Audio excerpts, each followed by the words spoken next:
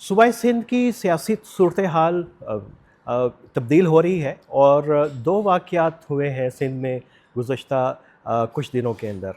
एक तो कैनाल्स का जो इनिशिएटिव था वो उसका काउंसिल ऑफ इकोनॉमिक इंटरेस्ट में जाके वो रिवर्स हो गया है या फिल वक्त रुक गया।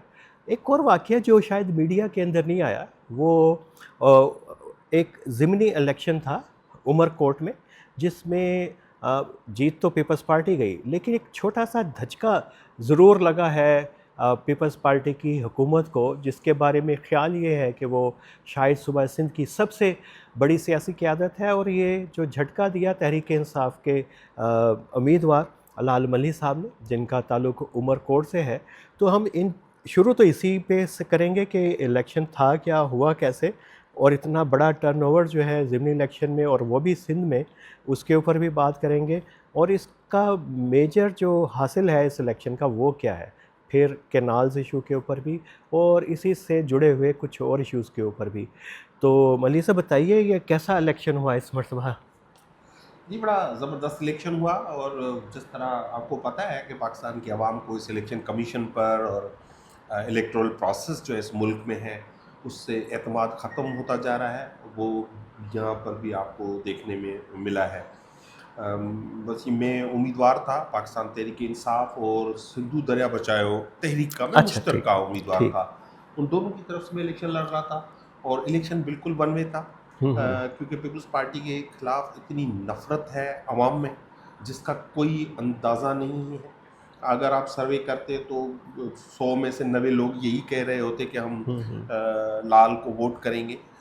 लेकिन जब इलेक्शन हुआ तो इलेक्शन प्रोसेस पे सबसे पहले तो मैं तो प्रेस कॉन्फ्रेंस कर रहा था। लेकिन इलेक्शन कमीशन ने 17 तारीख को इलेक्शन था, ठीक। 16th को एक चीफ सेक्रेटरी को लेटर लिखा जिसमें उन्होंने कहा कि इस इलेक्शन में बहुत ज़्यादा पॉलिटिकल हम्म। इंटरफेरेंस हो रही है और ठीक। सियासी दबाव है आरओ और बीआरओ पर।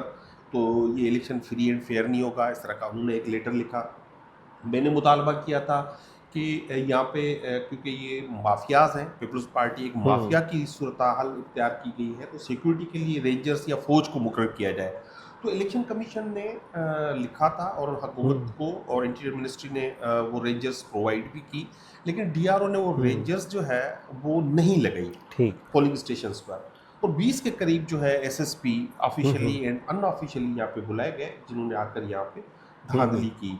एक और सवाल जो हमने बहुत हर प्रेस कॉन्फ्रेंस में उठाया था वो था कि जो स्टाफ जो है, जो पोलिंग स्टाफ है, वो जो इलेक्शन कमीशन हम्म। की गाइडलाइन है या लॉ है उसके मुताबिक लगाया जाए, लेकिन उन्होंने हम्म। वो नहीं किया। और आखिरी दिन इन सारी हरकतों के बावजूद मैंने इलेक्शन जीता, लेकिन फिर भी इन्होंने रात को फिर इन्होंने हम्म। पूरे पोलिंग स्टेशन से बैलेट बॉक्सेस उठाए, स्टैंपिंग की, फॉर्म्स मैनेज किए, मेरे एजेंटों को अगवा किया। तो ये सारे मामलात हुए।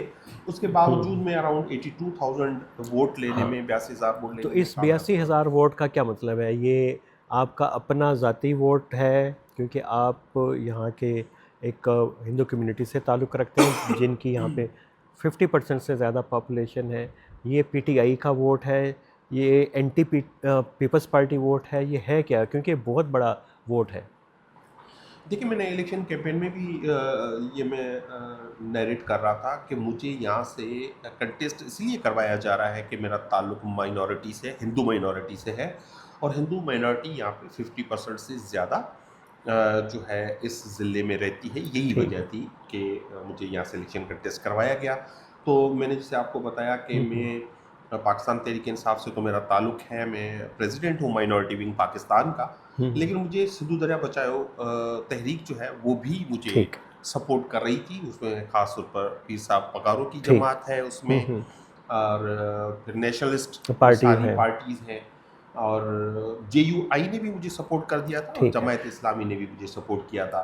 तो बेसिकली ये एंटी पीपल्स पार्टी वोट था। और हम्म। ख़ास तौर पर लोग जो मैंने जो पहले भी आपको कहा, जिस तरह पीपल्स पार्टी से नफरत करने हम्म। लगे हैं, तो ये एक मैसेज है अक्रॉस द बोर्ड पूरे हम्म। सिंध में कि जो अगला इलेक्शन होगा वो पीपल्स पार्टी के लिए इतना आसान नहीं होगा। हाँ, ठीक है। और ये जो जो आप सिंधु बचाओ तहरीक की बात कर रहे हैं, उसने भी ज़ाहिर है कि इतना लंबी तहरीक चलाई और बिला आखिर वो कैनाल्स का जो मंसूबा है वो अल्तवा के अंदर चला गया है। तो शायद ये इलेक्शन भी उसी वक्त हो रहा था, तो उसका भी एक सेंटिमेंट बना हुआ था, उसका भी कोई जी ताल्लुक है? बिल्कुल, बिल्कुल।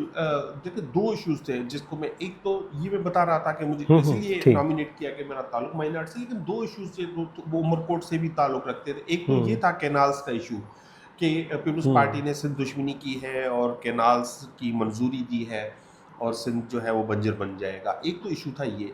एक और दूसरा इश्यू है जो उमरकोट से ही ताल्लुक रखता है, वो ये हुँ, है कि यहाँ से 14,000 एंड अबव जो थर की, यानी जो थर जी। ये इसकी ज्योग्राफी इस तरह है कि जैसे उमरकोट हुँ, क्रॉस हुँ, करेंगे, उमरकोट डिस्ट्रिक्ट में ये डेजर्ट या सहरा का ठीक। इलाका शुरू हो जाएगा। तो यहाँ पे 14,000 एकड़ से ज़्यादा ज़मीन दे दी गई है कारपोरेट फार्मिंग के लिए, अच्छा, ठीक, और ठीक। 2 लाख एकड़ ज़मीन जो है वो सर्वे कर दी गई है, और वहाँ पे भी उन्होंने हुँ, इंतज़ामिया ने बता दिया है वहाँ के मकामी लोगों को कि ये ज़मीन अब आपकी हुँ, नहीं है।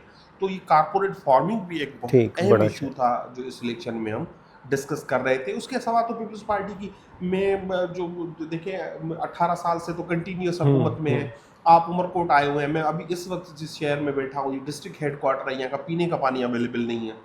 एक हुँ, यूनियन काउंसिल ऐसी नहीं है जो मॉडल यूनियन काउंसिल्स हो, एक हुँ, मौला ऐसा नहीं है जो मॉडल मौला ये कहला सके। हुँ, हुँ, ना सफाई का निज़ाम है, ना सॉलिड वेस्ट वेस्ट मैनेजमेंट है, ना आप स्ट्रीट लाइटिंग नज़र आएगी, बिजली तो वैसे ही हुँ, नहीं है, पूरे मुल्क में हुँ, ये देते ही नहीं है। हुँ, तो वो हुँ। तो हज़ारों इश्यूज़ थे, लेकिन इलेक्शन इन इश्यूज़ पे लड़ा गया। अच्छा, लेकिन एक और भी डेवलपमेंट हमने यहाँ पे लोगों से पूछा और मीरपुर में भी, वो आपको एक और बात का क्रेडिट दे रहे हैं कि यहाँ पे सरहिंदी के जो वोट हैं 3,000 निकले और उस एक बड़ा शिफ्ट देख रहे हैं कि लोगों के मिजाज में। क्या ये रियल है या? सर देखिए, मैं उस पे एनालिसिस से थोड़ा गुरेज करूँगा, क्योंकि वो एक मज़हबी लोग हैं और फिर वो उनका रिएक्शन अलग किस्म से आता है। तो यकीनी तौर पर पहले एक कारकुन ने यहाँ से जो टीएलपी का एक कारकुन था, उसने कंटेस्ट किया था, उसने 7,000 वोट हुँ, उठाए थे।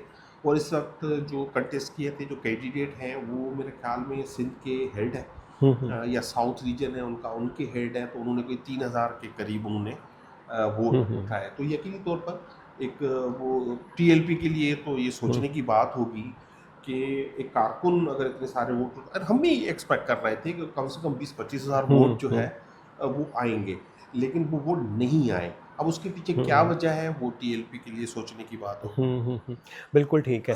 तो अब ये कॉर्पोरेट फ़ॉर्मिंग का ये बताइए कि पीपल्स पार्टी का इसके साथ क्या इंटरेस्ट है? ये क्या एक बड़ा एसआईएफसी के अंडर का प्रोजेक्ट है या पीपल्स पार्टी भी कहीं न कहीं पे इसकी स्टेक होल्डर है? सर देखें, जो एसआईएफसी है या जो भी चीज़ें हैं या पीपल्स पार्टी है, अब वो एस्टेब्लिशमेंट की बी टीम है।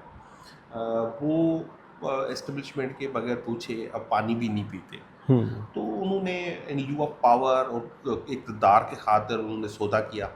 उन्होंने मंजूरी दी कैनालों की भी, और ज़ाहिर-सी बात है एसआईएफसी कैनाल क्यों निकल रहे थे? कारपोरेट फार्मिंग के लिए।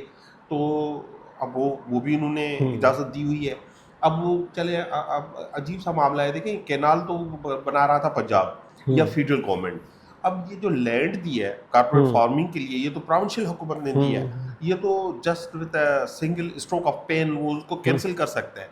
तो उनको कैंसिल करना होगा, नहीं तो ये आगे चल के बहुत बड़ी तहरीक बनेगी, और इंशाल्लाह पाकिस्तान तहरीक इंसाफ इस तहरीक को लीड करेगी यहाँ से। तो कैनाल का मंसूबा तो अल्तवा में चला गया। तो कुछ ऐसे कोई तहरीक इसके खिलाफ भी चलने का इम्कान है कॉर्पोरेट फार्मिंग के खिलाफ? जी बिल्कुल। ये था, देखिए, ये था ये फर्स्ट जो फेज़ था वो था कैनाल्स के मुतालिक। अब सेकंड फेज़ में आज भी जो मीटिंग्स हो रही हुँ, हैं हुँ, कराची में सिंधु दरिया बचाओ कमेटी हुँ, की हुँ। और उनकी, क्योंकि जब तक ये corporate, what what are the canal issue है क्या, कैनाल हुँ, निकाल क्यों रहे थे? कारपोरेट फार्मिंग के लिए। बिल्कुल, वो अब उधर अगर था। कारपोरेट फार्मिंग होगी तो कैनाल दोबारा किसी वक्त भी निकालेंगे, क्योंकि उन्होंने हुँ, इसको इल्तवा का में डाला है, ठीक। पूरे प्रोजेक्ट को ख़त्म नहीं किया है। हुँ, हुँ, तो हुँ, canal and corporate farming are हुँ। इंटरलिंक्ड, तो दोनों को हुँ, ख़त्म होना अच्छा, होगा। नहरें तो निकलनी थी वो बहावलपुर और चोलिस्तान के लिए, तो उससे पानी का फ़्लो इधर भी अगर प्लान है ग्रीन पाकिस्तान कॉर्पोरेट फार्मिंग सारा, तो यहाँ पे पानी का क्या इंतज़ाम किया है इसके लिए इस एरिया में ख़ास तौर के ऊपर उमरकोट और सर थर के देखिए, एरिया में? ये जो हमें कहते हैं ना कि कौमी मंसूबे हैं और उन पे अब देखें स्ट्रेटेजिक मंसूबे। स्ट्रेटेजिक हाँ। मंसूबे हैं। अब देखिए यहाँ पे जो उमरकोट डिस्ट्रिक्ट में कहते हैं फर्श का जो एरिया है वहाँ पे एक आपका सैंक्शन वाटर आता है, वहाँ पे पहुँचता है 800 क्यूसेक पहुँचता है। ठीक। अब इन्होंने थरकोल बनाया। अब थरकोल के लिए इन्होंने एक अलग से कैनाल निकाला है जो थर के लिए पानी ले जाता है, 200 क्यूसेक वो ले जाता है। अब अगर अच्छा पहले ही हमारे यहाँ पानी पूरा नहीं है, पीने का पानी नहीं है, अगर यहाँ पे कारपोरेट फार्मिंग करेंगे तो उसके लिए एक अलग से कैनाल निकालेंगे, तो फिर वहां से ले जाएंगे, तो जो पहले जरखेज ज़मीनें हैं वो बंजर बन जाएंगी और जो बंजर है वो जरखेज हो जाएंगी, तो उसमें कोई लॉजिक नज़र नहीं आती। तो यकीनी तौर पर वो इस तरह से करेंगे, लेकिन सिस्टम में पानी नहीं है। सवाल ये था नेहरू का नहीं है, पानी का है। पानी जब है ही नहीं सिस्टम में, गुज़श्ता 25 सालों में कोई 2-3 साल ऐसे नहीं है जिसमें कोई फ्लड आया हो या बहुत ज़्यादा पानी आपके पास जो है बचा हो, तो स्टडीज मौजूद है। जब पानी ही नहीं है तो कैनाल बनाने का अच्छा सिंध के लोग सिर्फ ये नहीं था कि चोलिस्तान कैनाल के खिलाफ है, वो तो सिंध में भी कैनाल बना रहे हैं ना, हम उनके भी खिलाफ है, क्योंकि पानी नहीं है तो फिर आप कैसे बनाएंगे। हाँ, जाहिर है कि वो तो फिर जितनी भी आप ट्रिब्यूटरीज बनाएंगे तो मेन स्ट्रीम दरिया तो उसका मुतासर होगा। लेकिन अभी इंडस वाटर ट्रीटी का भी इंडिया की तरफ से आया कि वो भी उसको प्रवोक कर रहे हैं, तो इतनी जल्दी तो होगा नहीं, तो वो उसके क्या कॉन्सिक्वेंसेस देख रहे हैं कि ख़ास तौर पे सिंध के कॉन्टेक्स्ट में हम? देखिए सिंध में नहीं, ये पूरे पाकिस्तान के कॉन्टेक्स्ट में बात होगी ना। अगर इनिशियल इम्पैक्ट तो इधर आएगा अगर कुछ हुआ, नहीं, पूरे पाकिस्तान में उसका इम्पैक्ट आएगा ना। अगर हम उसके लॉ को देखें हमारी यहाँ जो अवेलेबल वाटर होता है सिद्धू दरिया में, वो 1991 के अकार्ड के हिसाब से हम उसको डिस्ट्रीब्यूट करते हैं। अगर शॉर्टेज होगी तो पूरे पाकिस्तान के लिए होगी, तो हिंदुस्तान ये कर नहीं सकता बुनियादी तौर पर। अब उन्होंने जो वो जारियत का उसका मूड है, तो वो जारियत करना चाहता है पाकिस्तान के खिलाफ। हालांकि पाकिस्तान ने तो ऑफर की है एक न्यूट्रल इन्वेस्टिगेशन की और ये सारा कुछ, जो कल खान साहब की भी स्टेटमेंट आ गई है कि पूरी पाकिस्तान को अगर कोई आँच भी आई तो पूरा पाकिस्तान जो है उस पर मुतद होगा। इसको हम रिगार्डलेस ऑफ द फैक्ट के यहाँ पे जो हुकूमत है हम उसको लेजिटिमेट नहीं मानते, लेकिन पाकिस्तान के लिए हम सब कटे हैं, तो उसका इम्पैक्ट पूरे मुल्क में आएगा खुदा ना ख्वास्ता। लेकिन मुझे नहीं लगता कि हिंदुस्तान उस पर कुछ कर पाएगा, क्योंकि उनके पास पानी रोकने का कोई सिस्टम मौजूद नहीं। ठीक है, एक आखिरी और गैर सियासी सवाल आपसे, सिंध में जो कौम परस्ती की तहरीकें क्या नए फेज़ में दाखिल हो गई हैं? ये किनाल वाले और कॉरपोरेट फार्मिंग के ख़िलाफ़ जो तहरीकें शुरू हुई हैं, एक नया कोई कौम परस्ती की तहरीक जन्म ले रही है सिंध में? देखिए बुनियादी तौर पर पीपल्स पार्टी एक जुल्फ़िकार अली भुट्टो की थी, फिर मोहतरमा शहीद बेनज़ीर भुट्टो की पीपल्स पार्टी थी, वो रेजिस्टेंस की करते थे, वो अवामी पार्टियां होती थी और अवाम में वो रहते थे, इसी वजह से उनकी बहुत ज़्यादा मकबूलियत होती थी। अब ये जरदारी की जो पार्टी है, अब ये अवामी पीपल्स पार्टी नहीं है, वो बिलीव करती है ड्राइंग रूम की सियासत में, एस्टेब्लिशमेंट से मेलजोल करके और इक़्तिदार हासिल करने में। अवाम जो ये कहते थे ताकत का सरचश्मा अवाम है, तो इस बात से उनका यकीन उठ गया। तो जब वो एक खिलाफ पैदा हुआ है कि अवाम से लोग, जो एक पार्टी जो है तो खुद को बड़ी कौमी पार्टी या जमहूरी पार्टी कहती थी, वो उसका अवाम से रब्ता ख़त्म हो गया, तो किसी को तो स्पेस लेनी है, तो दूसरी पार्टियां स्पेस ले रही हैं। और यकीनी तौर पर जब आपने तो अब जैसे आपने भी बताया कि काउंसिल ऑफ कॉमन इंटरेस्ट में ये कैनाल्स का मामला ख़त्म हुआ है या रोका गया है, लेकिन उसके इजाज़त बगैर शुरू कैसे हुआ था? हाँ, सवाल तो ये होना चाहिए था। तो जरदारी साहब ने भी तो उस पर तो वो उन्होंने शुरू ये वो अपनी करते, तो उसमें ये होता है कि जहाँ पे महरूमियाँ होती हैं तो वहाँ पे अगर कोई आपके ज़ख्मों पर कोई लाज रखता है उसकी तो लोग उनके करीब होते हैं। यकीनी तौर पर नेशनलिस्ट को लोग पसंद कर रहे हैं कि उन्होंने सिंध का केस लड़ा। चले लगे हाथों ये भी बता दें कि सिंध में पीटीआई का क्या फ्यूचर है? देखिए बहुत ही ज़बरदस्त फ्यूचर है सिंध में। लोग देखिए मैंने 82,000 वोट उठाए, तो हालांकि ये जो कैनाल्स का इशू था ये तो बेसिकली थाई वडेरे जागीरदार का इशू था, क्योंकि वही ज़्यादातर लैंड होल्डिंग करते, लेकिन मुझे वडेरा और जागीरदार वोट नहीं कर रहे थे, मुझे आम अवाम वोट किया है। वो 82,000 इन जो हक जो माना है इलेक्शन कमीशन ने या डीआरओ ने या आरओ ने जो लेना, और इस माहौल में जब आपकी हुकूमत हो सिंध में और आपकी सारी लीडरशिप यहाँ पे, होम मिनिस्टर आके बैठ गया यहाँ पे इलेक्शन करवाने के लिए, उसके बावजूद इतने वोट मिल जाना, तो एक बड़ा वाज़ेह मैसेज है। मैं वैसे तो जॉइंट कैंडिडेट था मुख्तलिफ पॉलिटिकल पार्टीज़ का, लेकिन ये my face is a PTI. या मेरा ताल्लुक पीटीआई हम्म से है और पीटीआई का बड़ा ब्राइट फ्यूचर है। वो पहले अर्बन एरियाज़ में हैदराबाद और कराची तो स्वीप करती रही है पीटीआई, हम्म 18 में किया, 24 में किया, जिसमें 47 के तहत हम्म उन्होंने उनको हराया। अगर आप सिंध में किसी भी शहर में जाएँ, मैं तो हैरान था अभी, मैं जब कैंपेन कर रहा था और दूर-दूर बॉर्डर तक अगर जा रहा था, तो वहाँ पे ट्रैक्टर पे भी अगर लोग जो जो हल चला रहे थे, वो भी जो हम्म है नगमे और जो गाने जो है, वो पाकिस्तान तहरीक इंसाफ के चला रहे थे। तो it's a very popular party चले और बड़ा रोशन मुस्तकबिल है। और हम्म इमरान खान ने एक भी दौरा किया ना सिंध का, तो पूरा सिंध, इंशाल्लाह सिंध की अगली हुकूमत पाकिस्तान तहरीक इंसाफ की होगी। चले इस नोट के ऊपर हम आज का पॉडकास्ट यहाँ पे ख़त्म करते हैं और अगली मर्तबा आएंगे तो उम्मीद है कि यहाँ के हालात मज़ीद बेहतर होंगे और लोगों के कुछ मसाइल तो हल हो चुके होंगे। आपका बहुत शुक्रिया।